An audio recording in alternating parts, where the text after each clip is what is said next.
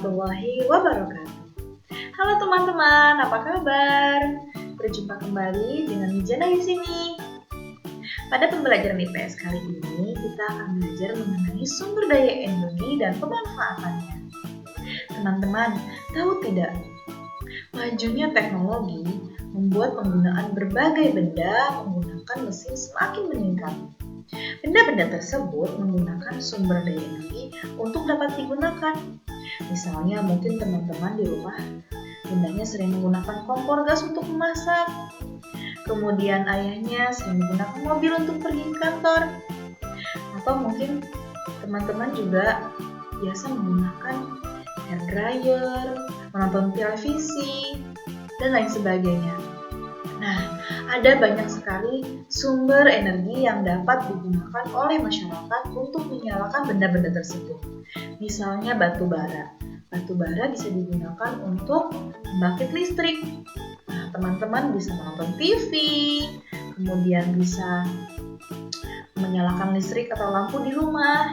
Itu karena manfaat dari batu bara. Atau juga misalnya minyak bumi untuk bahan bakar kendaraan teman-teman di rumah, ya, bensin dan lain sebagainya.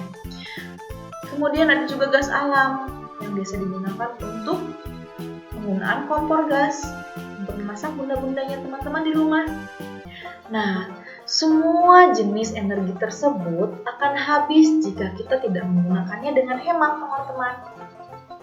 Oke, kita akan mengetahui ya pada pembelajaran kali ini mengenai jenis-jenis sumber daya energi. Ya, jadi ada dua jenis sumber daya energi, yaitu sumber daya energi yang dapat diperbaharui dan sumber daya energi yang tidak dapat diperbaharui. Oke, tanpa berbelit-belit daripada teman-teman pusing, kita langsung saja ke materi selanjutnya. Let's check it out. Nah, di sini bisa teman-teman lihat bersama ya. Jadi, ada jenis-jenis sumber daya energi. Ya, nah, jadi ada dua teman-teman jenis-jenis sumber daya energi. Yang pertama yaitu sumber daya energi yang dapat diperbaharui, dan yang kedua adalah sumber daya energi yang tidak dapat diperbaharui. Nah, kita akan belajar dulu tentang sumber daya energi yang dapat diperbaharui ya teman-teman. Setelah itu nanti kita akan belajar mengenai sumber daya energi yang tidak dapat diperbaharui. Oke, jadi sumber daya energi yang dapat diperbaharui itu artinya sumber daya yang dapat dihasilkan kembali dalam waktu yang singkat atau cepat. Misalnya apa? Misalnya di sini air. Nah, air ini merupakan sumber kehidupan dan sumber daya energi yang dapat diperbaharui. Dalam penggunaan yang lebih besar, aliran sungai yang sangat lebar dapat digunakan sebagai pembangkit listrik tenaga air atau biasa disingkat sebagai PLTA. Dan yang kedua yaitu angin. Nah, angin ini adalah udara yang bergerak dari daerah yang bertekanan tinggi ke daerah yang bertekanan lebih rendah. Angin juga dapat digunakan sebagai sumber daya energi loh teman-teman. Mengapa? Karena angin bisa digunakan untuk menggerakkan perahu atau kapal laut.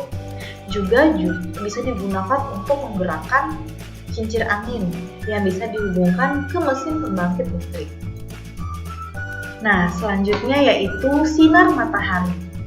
Sinar matahari juga dapat menjadi sumber energi yang menghasilkan energi listrik di pembangkit listrik tenaga surya.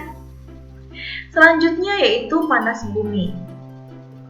Energi yang dihasilkan panas bumi disebut sebagai geotermal.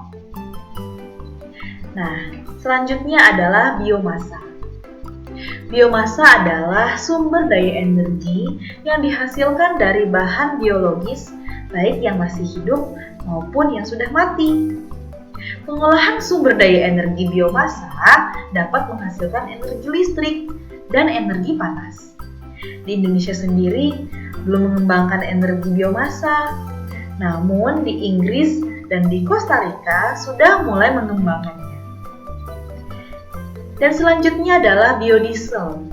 Biodiesel ini bisa juga disebut biosolar ya teman-teman, adalah jenis sumber energi terbarukan yang terbuat dari minyak nabati atau tumbuhan.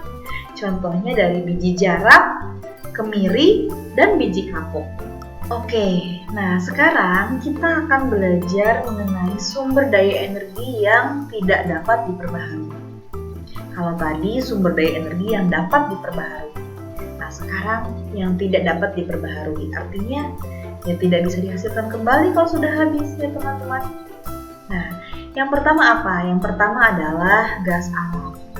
Ya, untuk memperoleh gas alam ini memerlukan usaha yang sangat panjang dan teknologi yang sangat canggih. Gas alam dapat menjadi bahan bakar mesin, baik mesin kendaraan maupun kompor teman-teman di rumah. Nah, selanjutnya adalah minyak bumi.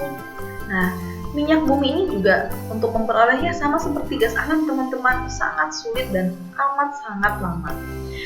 Minyak bumi ini terdapat di dalam perut bumi atau di dasar laut. Ya, nah untuk menemukan minyak bumi ini diperlukan penelitian yang sulit dan dalam waktu yang lama, seperti yang saya bilang ya. Nah, oleh karena itu, kita harus bijak dalam menggunakan minyak bumi, teman-teman. Dan yang terakhir adalah batu bara. Nah, batu bara ini adalah barang tambang yang digali. Batu bara merupakan salah satu sumber daya energi yang tidak dapat diperbaharui. Oke, teman-teman, jadi itu tadi penjelasan mengenai sumber daya energi atau jenis-jenis sumber daya energi ya. Jadi, ada dua jenis sumber daya energi, yaitu yang dapat diperbaharui dan yang tidak dapat diperbaharui. Oke, semoga dengan penjelasan materi tadi yang disampaikan teman-teman bisa paham ya.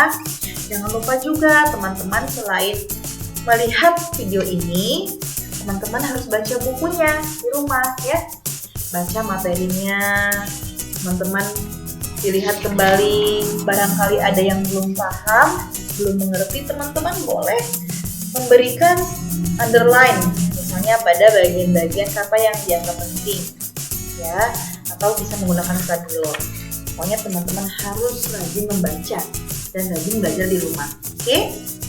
Nah, cukup sampai di sini saja penjelasan materi kita kali ini. Nanti kita akan membahas lagi materi selanjutnya di pelajaran PS ya. Oke, terima kasih atas perhatian teman-teman. Semoga video ini bisa bermanfaat. Jangan lupa like dan subscribe.